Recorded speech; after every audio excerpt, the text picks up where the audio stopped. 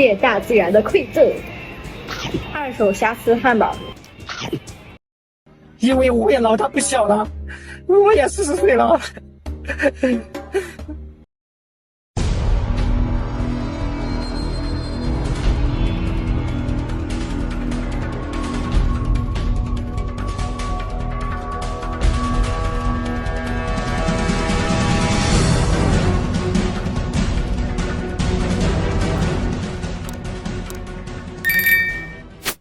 China's economic environment has deteriorated, and lower-class people are having a hard time. It is said online that a large number of people who pick up leftovers to eat have appeared in Beijing, Shanghai, and other places. They wait in restaurants and eat the leftovers of diners to fill their stomachs.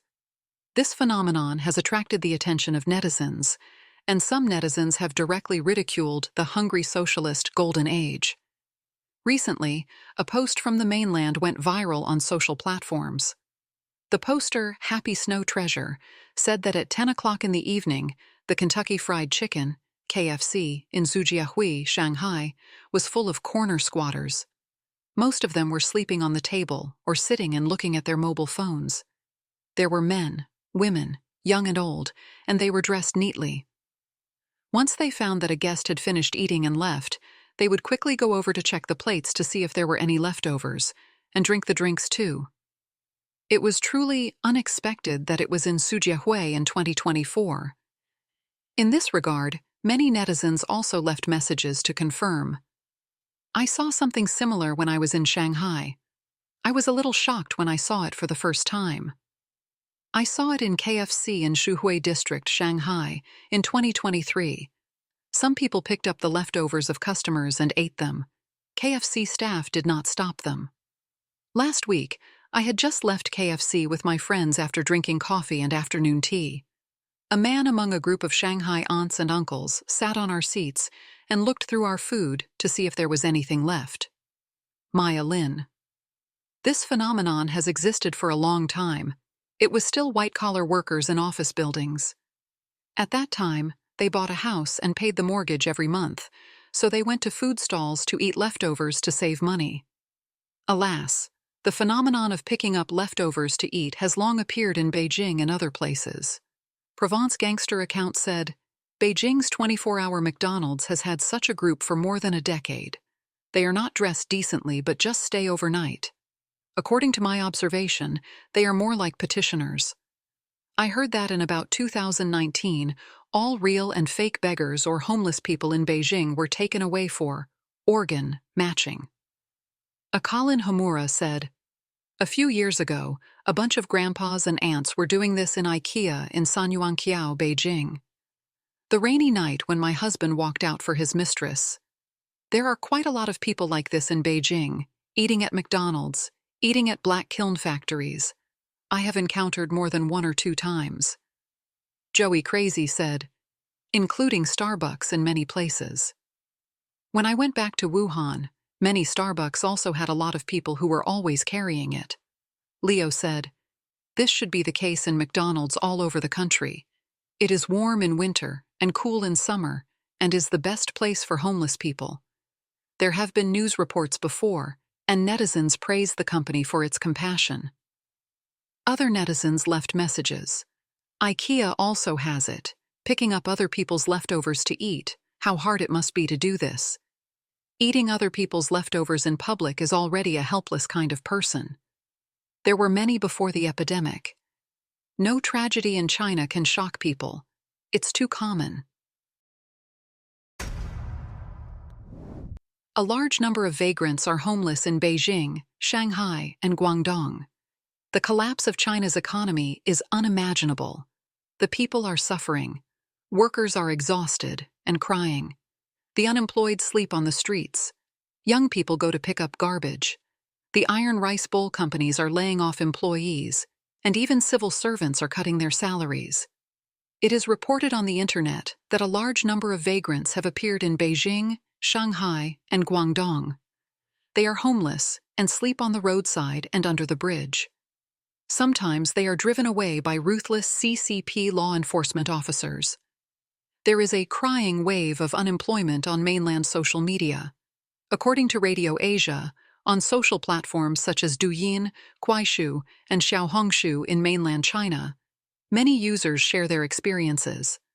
Some cry about the hardships of life, some complain about the injustice in the workplace, and some express helplessness and anger. This year, there are 11.7 million college graduates in China.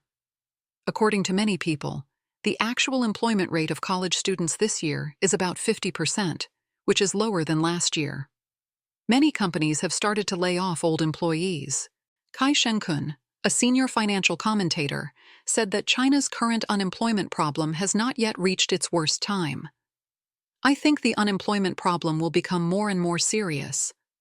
Now on Douyin, Kuaishou, Xiaohongshu, and other platforms, many people are crying. Of course, some people are trying to gain traffic, but a large number of people are truly reflecting the current situation. This is a basic reflection of China's unemployment situation.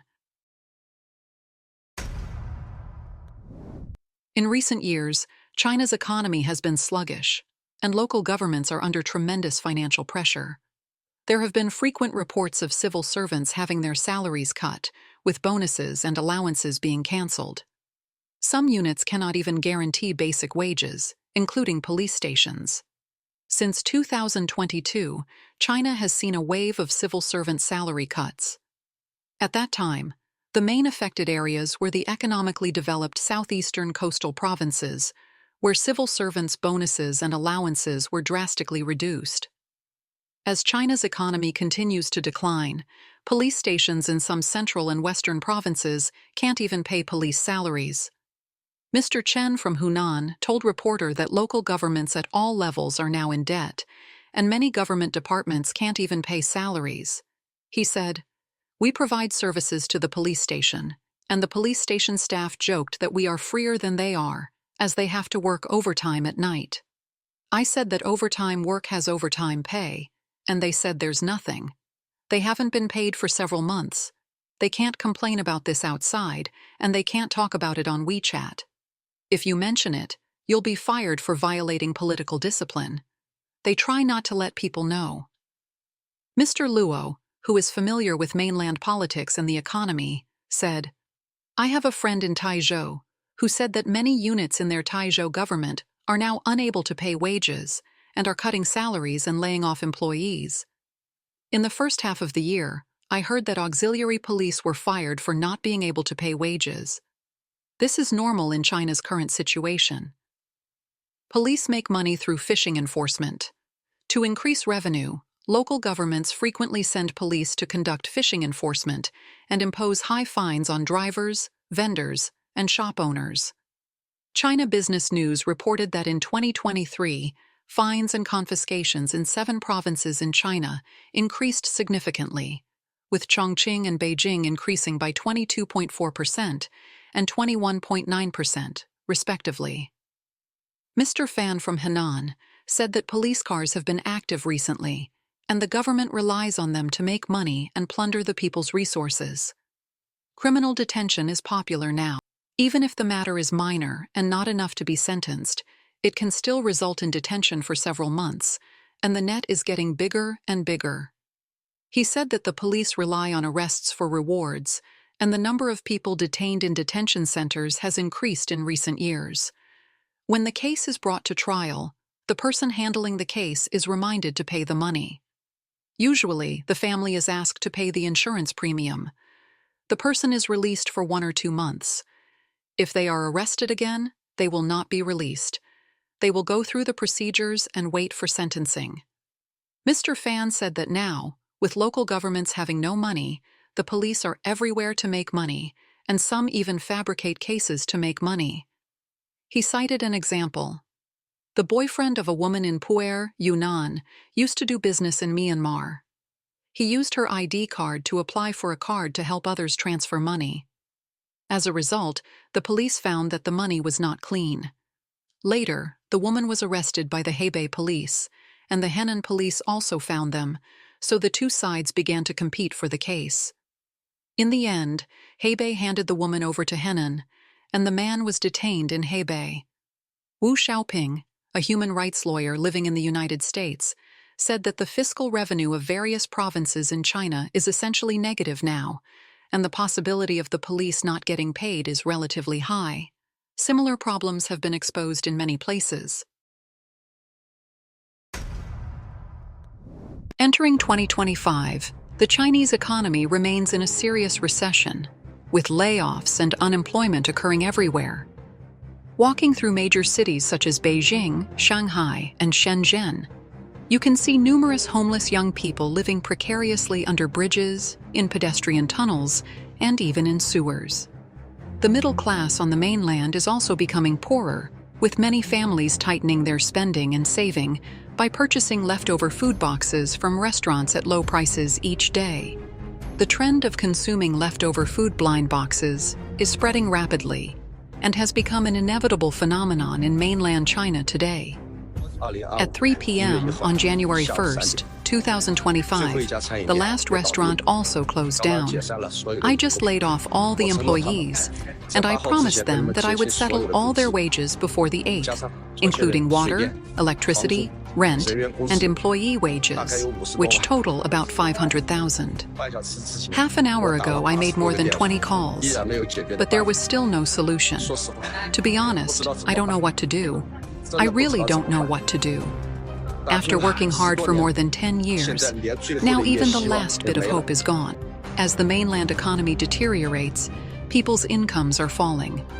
Many people have no money and are beginning to focus on the practicality of living expenses, accepting the use of leftovers to save money. They know the coming period will be very difficult and full of hunger, so they must spend frugally from now on at all costs. The increase in the sale of leftover blind boxes reflects the declining living standards of the Chinese people as well as the current difficulties faced by the restaurant business. Recently, a community restaurant in Shanghai launched a blind box of leftovers. It was a big box filled with 2 or 3 kinds of dishes: garlic, soybeans, curry chicken, etc. The dishes were completely random, and a big box cost only 10 yuan. Although it was past mealtime, this community restaurant remained very popular. It turned out that this community restaurant had launched a 10 yuan blind box set meal. Although it is called leftovers, it is not actually leftovers. These are dishes that were cooked in excess at noon and not sold. After mealtime, they would normally be thrown away, which is wasteful and unthrifty. Since the launch of this leftover blind box set meal, the problem of food waste has been addressed, and kitchen waste has also been reduced. The price is very affordable. Dishes that normally cost dozens of yuan are now available for just 10 yuan after the discount. With limited supply, if you come late, there won't be any left, which has earned unanimous praise from everyone. It is understood that the restaurant sells blind boxes 1 hour before closing. The clerk randomly packs the dishes, ensuring a mix of meat and vegetables, and customers have no idea what they will receive. Although it is called a leftover blind box, all the dishes are freshly made, with no actual leftovers, which has attracted many customers. Moreover, the price is economical and affordable. If you can't finish it at noon, you can heat it up at home for dinner. The original intention behind launching the leftover blind box was to reduce waste, but it unexpectedly became popular. In Shenzhen, the cost of a seafood buffet starts at a minimum of 200 yuan. However, the netizen Bai Zhou wrote on the WeChat public account Shenzhen Microtime that a 5-star hotel in Shenzhen, located near Huaqing Lake, launched a leftover blind box buffet voucher. For only 79 yuan, you can enjoy buffet dishes that originally cost over 200 yuan. This is the first time I have eaten a leftover blind box buffet at the Hilton Hotel. Look, there are so many seafood dishes available to eat and take. I'm so greedy, and it's only 79 yuan per person. Netizen Bai Zhou said that he had to try for 3 consecutive days before successfully securing a meal ticket. On the day he went to the restaurant, the dishes were no different from the regular ones, except for the absence of grilled shrimps and abalone. Although the original dining time was limited to 1 hour, the waiter would not rush the customers if they exceeded the time. However, some customers were dissatisfied with the meal and left negative reviews. One customer mentioned that with such a small amount of food, everything had to be grabbed, and even if you managed to grab something, you could only take a bite or two. This was because the restaurant would not replenish the remaining food. What was left was all there was. In fact, the dishes inside are no different from other cheap buffets. Recently, star-rated hotels in many cities have started offering affordable breakfast buffets for people who are not hotel guests, with options for weekly and monthly card packages. The cheapest buffet meal is priced at just 9.9 yuan. Hotels that have tasted the sweetness of this strategy are now extending it to other time slots, selling leftover blind box buffet meal coupons for dinner or supper. The price of these meal coupons is generally only 1/3 or 1/4 of the original price, sometimes as low as 15.9 yuan. A Beijing netizen managed to grab two 15.9 yuan leftover blind boxes online and took his daughter to pick them up. The store is located in Xi'an Youth Travel Science and Technology Park, Fengtai District, Beijing. I grabbed two blind boxes of leftovers for 15.9 yuan at this store.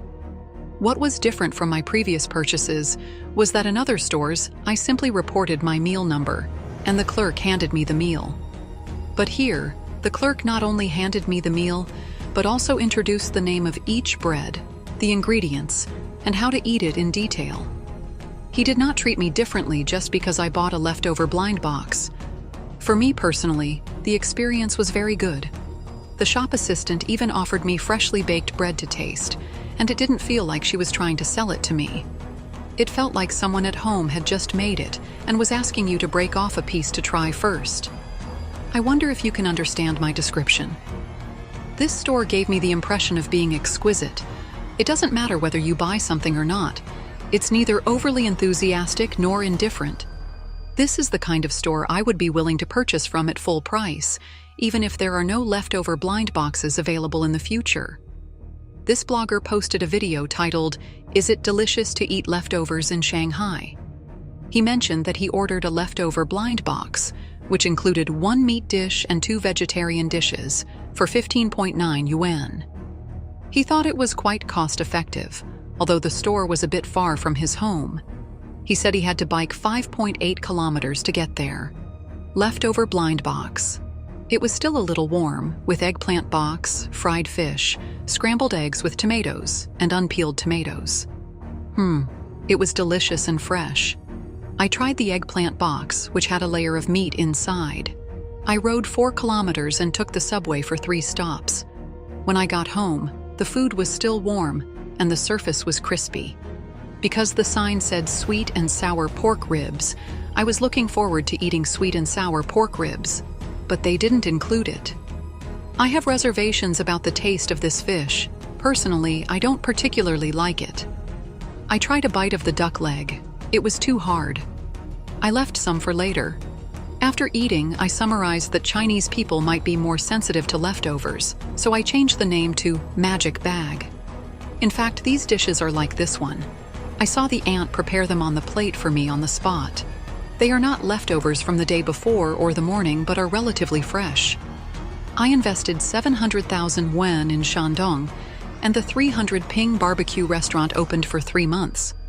Today, it officially announced its closure. In fact, our dishes had been verified by a large number of customers, and there was no issue at all. However, the fundamental reason this store couldn't continue is that I fell into 3 major pitfalls, which were fatal. The first pitfall was opening in the off-season.